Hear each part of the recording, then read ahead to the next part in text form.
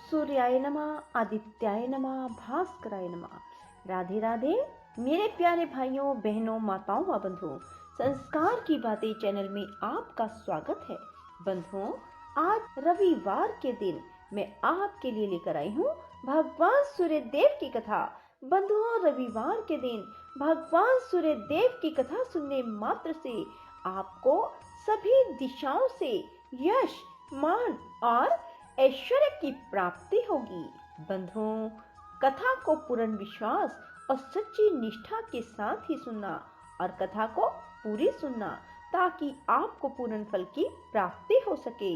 बंधुओं, यदि आपने संस्कार की बातें चैनल को अब तक सब्सक्राइब नहीं किया तो जरूर करें और बेल आइकन दबाना ना भूलें ताकि आपको हमारी आने वाली सभी वीडियोज की जानकारी सबसे पहले हो सके।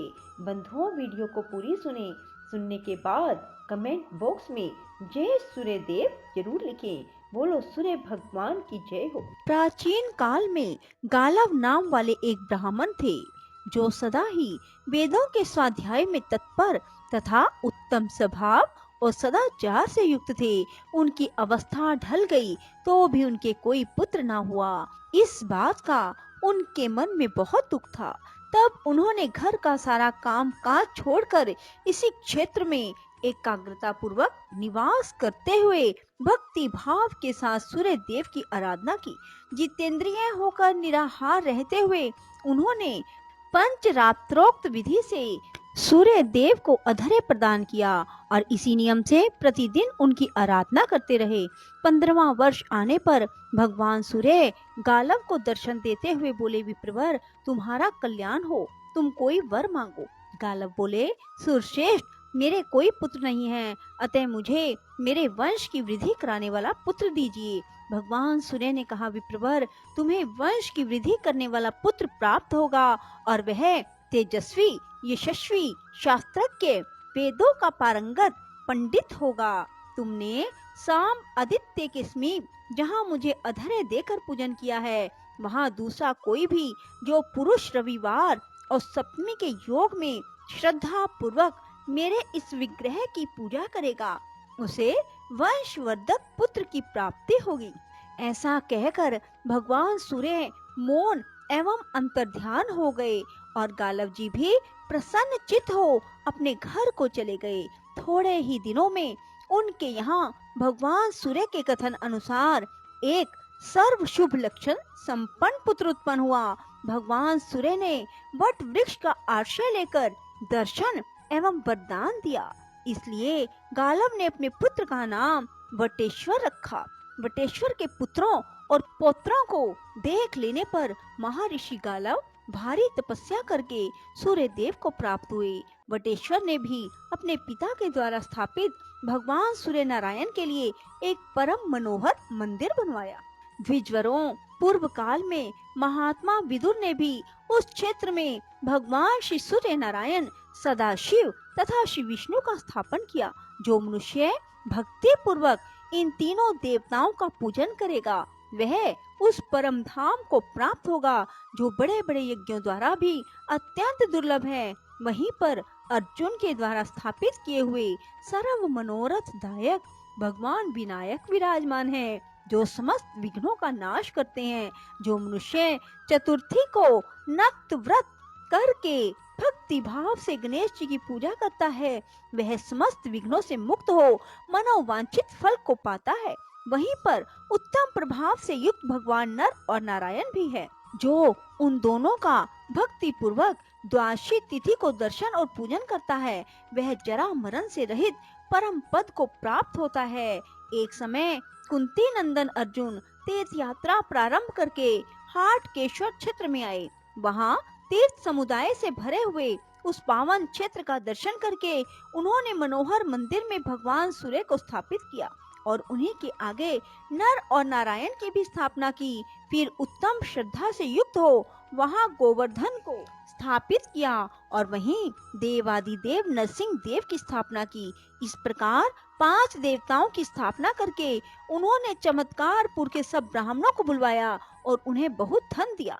फिर भक्ति पूर्वक प्रणाम करके कहा, मैंने सब रोगों का नाश करने वाले भगवान सूर्य को यहाँ स्थापित किया है और इनकी सेवा आप लोगों को सौंपी है, अतः आपको सदैव इनका चिंतन करना चाहिए। ब्राह्मण बोले, पांडुनंदन, आप यह सब छोड़कर अपने घर को पधारिए। हम सब लोग आपके श्रेय को बढ़ाने वाले पूजन कर्म करते रहेंगे। तब अर्जुन ने प्रसन्नचित हो उन्हें पुनः बहुत धन दिया और उनसे पूछकर विदा ले प्रणाम पूर्वक अपने नगर को प्रस्थान किया। सूत जी कहते हैं, ब्राह्मणों, इस प्रकार मैंने तुमसे नर आदित्य के प्रादुर्भाव की कथा सुनाई। यह सुनने वालों के पापों का नाश करने वाली है।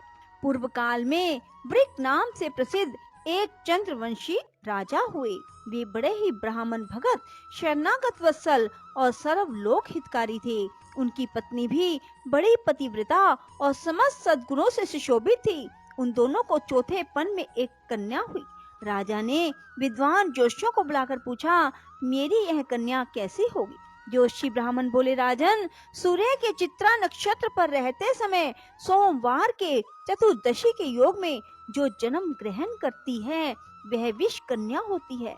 ऐसी कन्या का जो पानी ग्रहण करता है वह पुरुष 6 महीने के भीतर अवश्य मृत्यु को प्राप्त होता है। वह जिस घर में जन्म लेती है वह कुबेर का ही महल क्यों न हो, उसे 6 महीने के भीतर धन से रहित कर देती है। अतः आपकी यह पुत्री वास्तव में विष कन्या है। यह पितृकुल और ससुर कुल दोनों का नाश कर देगी। इस कारण आप इसे त्याग कर सुखी हो जाइए। यदि हमारे कहे हुए हितकर वचन पर आपको श्रद्धा हो तो आप ऐसा ही कीजिए। राजा ने कहा, ब्राह्मणों, मैं इस कन्या को त्याग दूं या घर में रखूं, दोनों ही दशाओं में मेरे पूर्व शरीर से किया हुआ कर्म ही फलीभूत होगा। पहले का शुभ कर्म हो या अशुभ कर्म, उसे मिटाया नहीं जा सकता। अतः मैं अपने कर्म को ही आगे रखकर इस कन्या का त्याग नहीं करूंगा। जो जिस जिस शरीर से जैसा जैसा कर्म करता है वह उसी उसी शरीर से पुनः सब के फल को भोगता है। अपनी इंद्रियों से पूर्व जन्म में जो कर्म किया गया है वह मिट नहीं सकता, उसका फल भोगना ही पड़ेगा और बिना किए हुए किसी कर्म का फल अपने सामने आ नहीं सकता। अतः मेरे सामने जो भी परिणाम आए मुझे कोई भय नहीं। देहधारी जीव के लिए गर्भ में ही आयु, कर्म, धन, विद्या और मृत्यु, इन 5 वस्तुओं की सृष्टि कर दी जाती है। जैसे वृक्षों पर लताओं में फल और फूल अपने समय पर आते हैं, समय का उल्लंघन नहीं करते, उसी प्रकार पूर्व जन्म का किया हुआ कर्म भी अपने समय का उल्लंघन नहीं करता। नियत समय पर उसका भोग करना ही पड़ता है। कोई भी पुरुष पूर्व शरीर द्वारा किए हुए कर्म को अपने बल और बुद्धि से पलट देने में समर्थ नहीं है। जो शीघ्रता पूर्वक दौड़ता है उसके पीछे उसका कर्म भी दौड़ता है। कर्म साथ ही सोता है और खड़े होने पर साथ ही खड़ा होता है। जिसको जहाँ भी सुख या दुख भोगना है वह रस्सी से बंधा हुआ सा बल पूर्वक वहाँ खींच कर पहुँच जाता है। जैसे तेल समाप्त होने पर दीपक बुझ जाता है, उसी प्रकार कर्मों का नाश होने पर जीव मोक्ष को प्राप्त हो जाता है।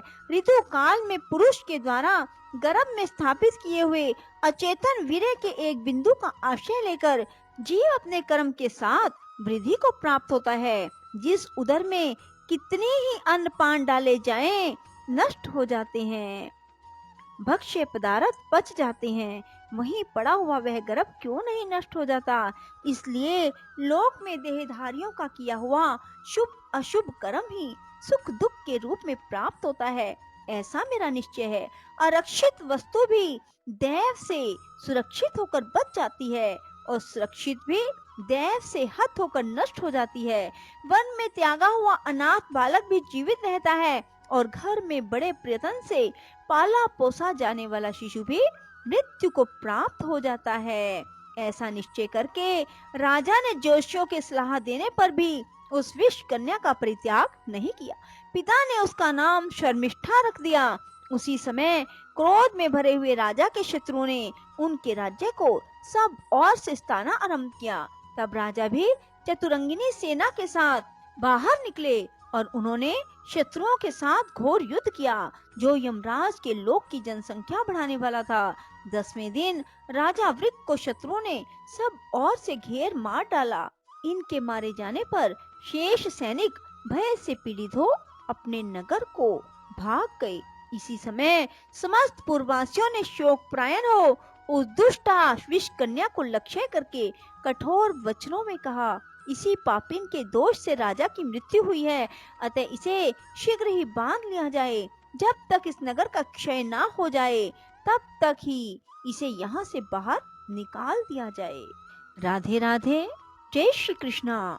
बंधुओं, यदि आपको हमारी वीडियो पसंद आए तो इसे लाइक करें और शेयर भी जरूर करें। धन्यवाद।